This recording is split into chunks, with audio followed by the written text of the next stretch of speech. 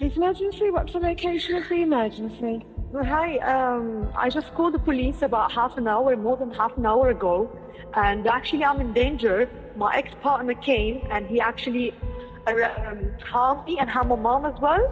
Raneem was on the phone to the police when both she and her mother were stabbed to death. The police had no idea what domestic abuse is.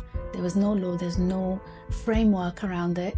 The call handlers had no idea how to deal with cases. The government is now implementing Raneem's law. It will see domestic abuse experts in 5 force control rooms to begin with. They will assess risks, advise officers, and ensure victims are referred to specialist support services. Hopefully, what we hope to see is a cultural change within the call centres. What we have to do is look at cases like Raneem's and read the inquests into these cases and the domestic homicide reviews that you get into such cases.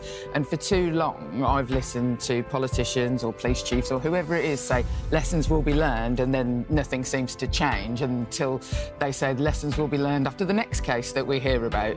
This is a direct response to what we learned in Raneem's case. And what we have to do is try and find every entry point that a victim of domestic abuse goes to. And in this instance, we're talking about the criminal justice system, and make sure that the culture is not to diminish the victim, not to see somebody who's called the police, and in Raneem's case, it was 13 times prior to that night, and go, oh, you know, she's a regular caller, it'll lead to nothing. Why can't you just kick him out? Yeah, and Things go like that, 13 times. Well, that's something to worry about. oh, That's a cultural shift that needs to happen.